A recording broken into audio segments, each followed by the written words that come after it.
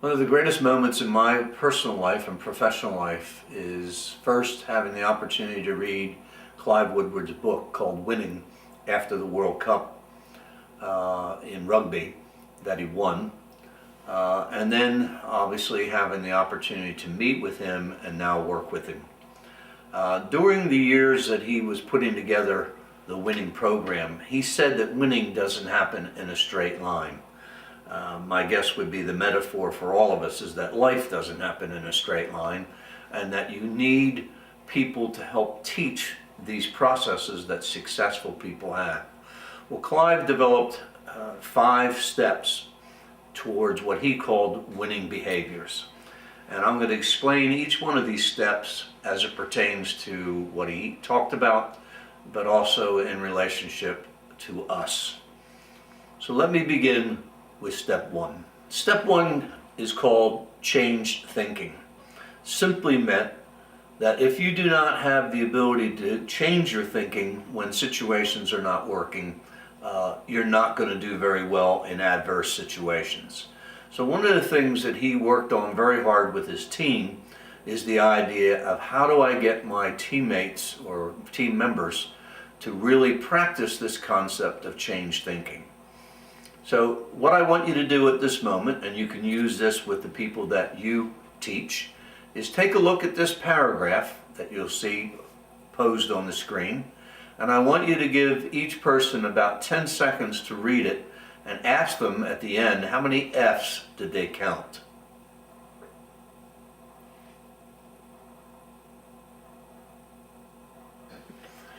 What you want to do after they've had that moment is go around the room and ask them how many F's, and as they state how many, tell them to stand up so that they're called on, and to see what number they actually came up with. Most people come up with 2 or 3 F's, maybe 4, but usually never 6, and there are 6. So take the person through the slide on your screen and show them where all the F's are that they didn't notice. And they're usually on the connecting words, not on the bigger words. And change thinking is about seeing things differently, being able to pick out the finer details of things to get better at it.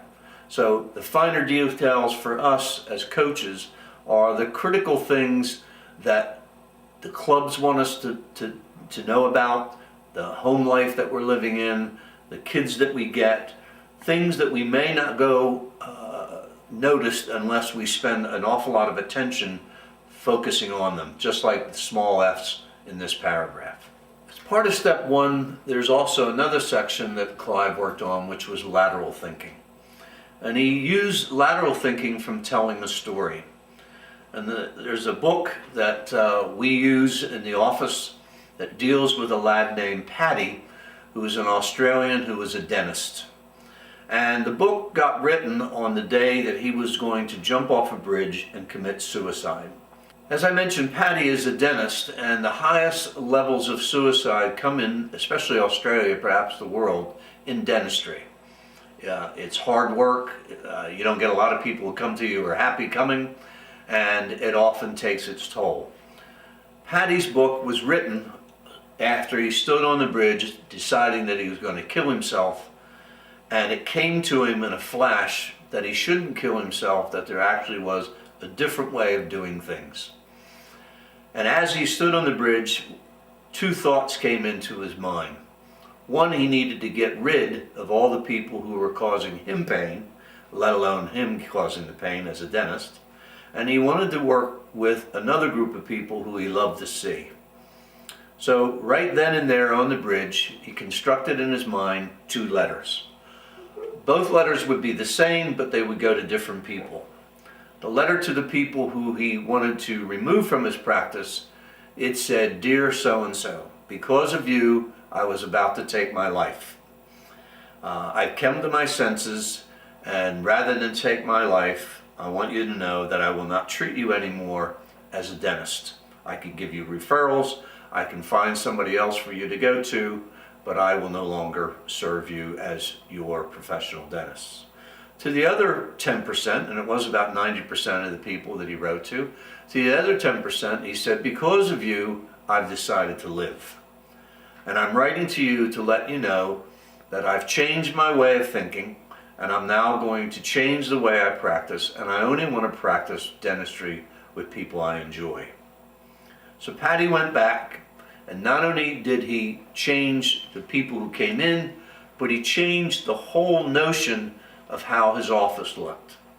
And this is an exercise that you can get coaches to do by getting them to imagine going back to their apartment or wherever they work and taking everything out of it and painting the room white. There's nothing in it. It's just stark white. And now you ask that person to only bring back into the room the things that they could critically not get along with, could not live their lives unless they absolutely had it. And for everything else that you took out that isn't critical, you throw it away. Much the metaphor of what he did with his patients. But Patty did this with his own office, literally.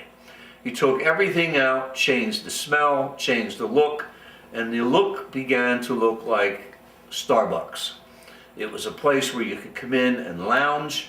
He put food in the lounge because he knew everybody tried to brush their teeth when they knew, in fact, they all had food stuck in it before they came. So he said, who are we kidding? Don't worry about it. I'll clean them when we sit down. He also locked the door, and he felt he wanted to make his office like a home. And most homes are locked. Therefore, when you came, the door is locked, and you rang the bell, and you announced yourself, and you were let in. The other thing he changed is he told the people who were coming back, if you're going to be late, don't bother to come because I won't answer the door. And never after that, with the people he wanted in his practice, was anybody ever late. He would invite them in, they would have tea, crumpets, biscuits, whatever, and they would sit there and enjoy the time together before he would actually go to work. This literally, and there's obviously more examples in the book, changed his life. And it's called lateral thinking. The first one was critical thinking, looking at specifics, little things like F's, the detail. Lateral thinking is really a whole change of thought, often called thinking outside the box.